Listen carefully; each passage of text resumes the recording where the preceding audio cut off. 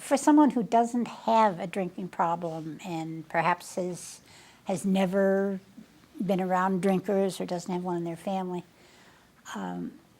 it's difficult for them to understand, and it's easy to, look at this whole thing and think that, that this is a foreign country.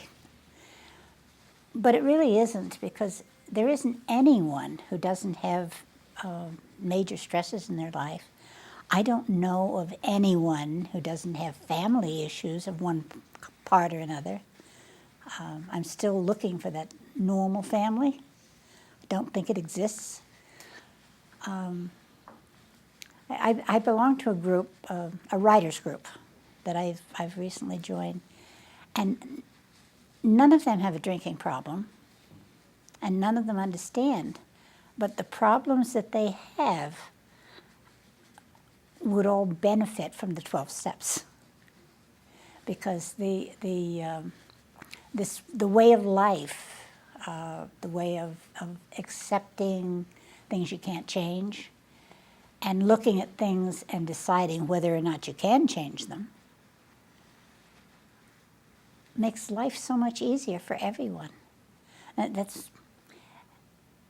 There are so many different kinds of, I don't know if you call them addictions or just behavioral patterns that are destructive. And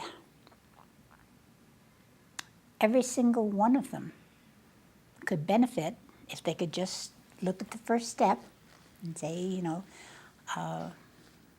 what's the first step? I can't remember the first step, except that I'm powerless over alcohol. My life has become unmanageable. Well, I'm powerless over food, and my life becomes unmanageable when I'm faced with chocolate.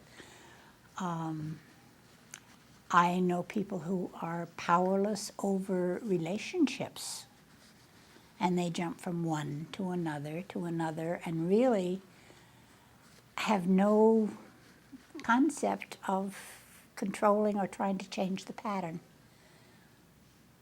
And this way of life, that's why there have become so many 12-step programs, and all of them work.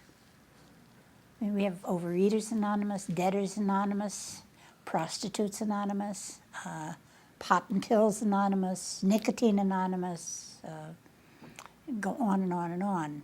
Someone told me that there were over 100 registered 12-step programs, and they work. So anyone could benefit from this way of life and this program. The only thing is, it seems to require a certain amount of desperation or a certain amount of discomfort in order to want it.